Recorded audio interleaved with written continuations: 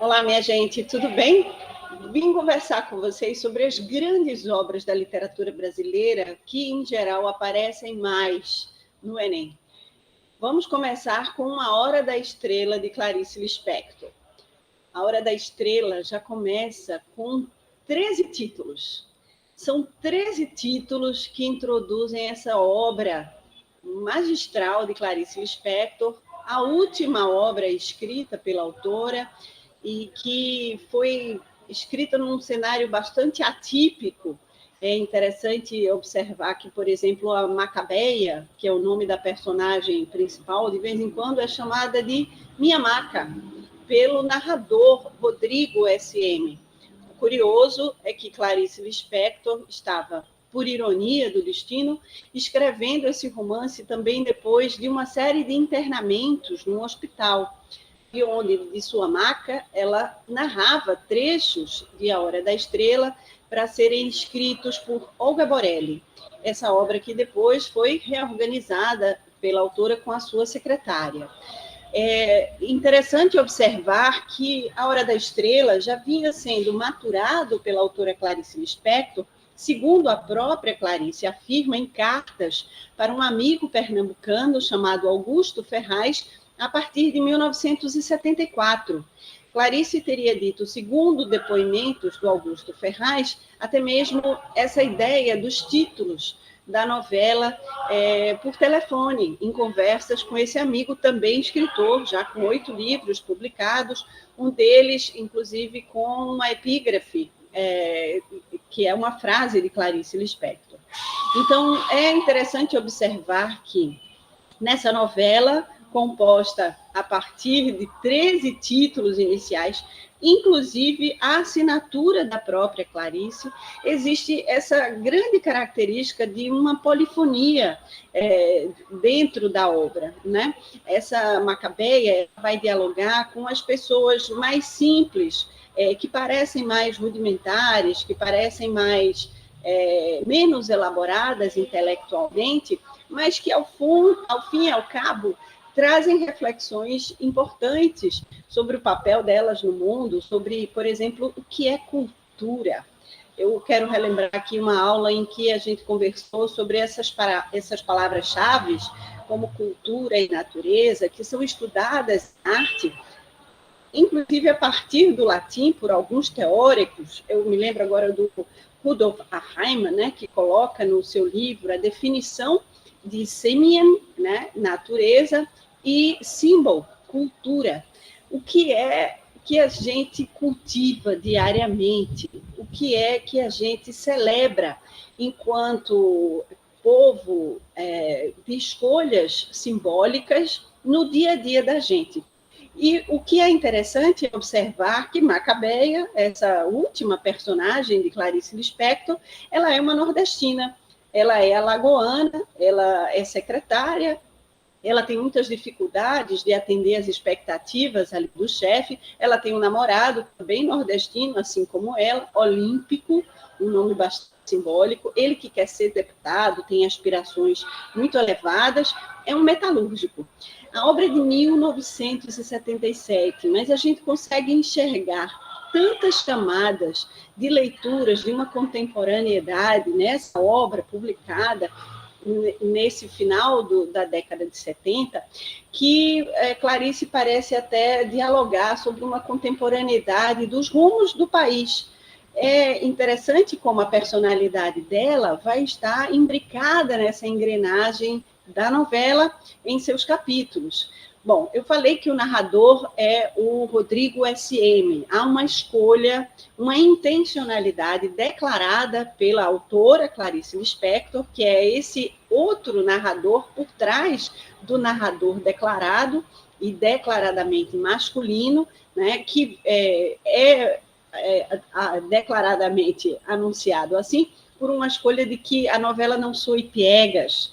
Então, ela faz uma relação com a ideia de gênero, sobretudo da época. Hoje a gente sabe que esses paradigmas estão completamente esgarçados, né? Eles não são mais paradigmas, mas na figura do gênero masculino, né? Na figura de linguagem de um narrador do gênero masculino, é que a novela será narrada para que ela não soe piegas. Bom, Macabeia, ela tem uma trajetória interessante, porque ela mora num quartinho com outras garotas, né? Clarice costumou dizer em algumas entrevistas, né, ela declarou em algumas entrevistas que pegou o ar dessa moça distraída na feira de São Gonçalo, na feira de nordestinos que há no Rio de Janeiro, né? E o romance até no cinema foi transposto pela Suzana Amaral para a capital São Paulo, né? Mas então ela disse que pegou o ar dessa moça distraída e que essas idiosincrasias, essas simplicidades interessavam para que ela pudesse construir a narrativa.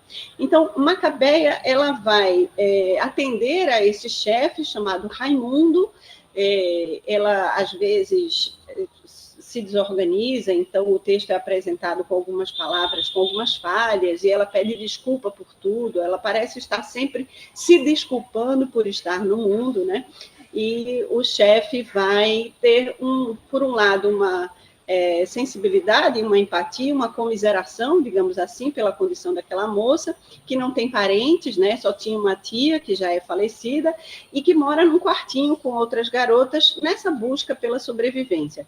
Então, ela conhece Olímpico, Olímpico vai levá-la aos momentos mais elaborados, no sentido de uma alegria, né? de ser desejada, de ser observada, embora ele vá também depois dizendo palavras duras, né, quase que arremessadas como pedras na cabeça de Macabeia, e ainda ensinar a ela a não confiar nas pessoas, porque no momento em que Macabeia apresenta uma colega de trabalho, Glória, para Olímpico, a gente sabe que esse desdobramento será de uma infelicidade ainda muito grande para Macabeia.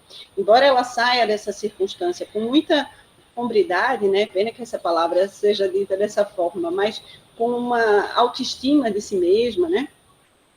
Para se elevar e sair dessa situação, ainda que por intermédio da própria Glória, indo buscar conselhos numa cartomante. Então, a cartomante é outra personagem enigmática, ela também tem essa sensação de uma comiseração a Macabeia, ela compara as circunstâncias vividas por Macabeia de uma moça que acabou de sair, né, que infelizmente as cartas anunciam um fim trágico, e diz que o grande momento de Macabeia está por vir. Tudo que há de mais elevado está para acontecer na vida de Macabeia assim que ela cruzar a porta da casa da cartomante. É interessante perceber um jogo de casualidade, de temporalidade que é feito, né, das relações, dos acasos, nesse momento em que Macabeia vai sair da casa da cartomante e vai encontrar o seu grande destino, né? Ela é de moça simples, de uma secretária, vai atingir uma elevação grande, porque vai conhecer o grande amor da vida dela, né? Depois de sofrer com digamos assim, a mesquinharia afetiva de Olímpico, né? ou a maneira parca de tratá-la, né? Inicialmente não, enquanto há aquele momento de sedução, mas depois de maneira muito parca. Mas ela vai descobrir, então, o seu grande destino. Ele que não compreende, né, as perguntas, eu digo isso de Olímpico, não, espero não estar sendo na visão de vocês me leiam a novela e me digam depois, aqui nos comentários, não estou cometendo nenhuma injustiça ao Olímpico, porque, por exemplo, ele não faz também esforços para entender o universo de Macabeia, porque as perguntas que ela faz o incomodam, o intimidam, ele parece se sentir sempre acuado, empurrado contra a parede, quando ela faz uma pergunta, quando ela diz uma frase. E esse incômodo modo de ser no mundo não é compreendido por ele, que quer o amor dela, que quer a amizade, que quer, enfim, um relacionamento com ela. Então, Macabeia faz perguntas como: o que é cultura? não é?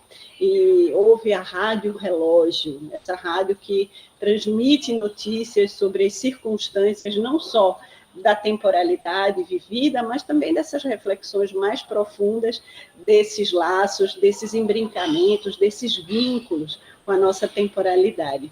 Então, é muito interessante observar a novela sobre os olhares dos dias de hoje, sobre os olhares da contemporaneidade, em virtude do que já foi escrito por Clarice nesse final da década de 70, e todas as mudanças que foram vividas pelo país, das escolhas de pensar uma moça simples, de pensar o metalúrgico, a secretária, as relações de trabalho e também as humanidades dentro dessas relações de trabalho, que é como funciona uma sociedade, né? Uma cidade.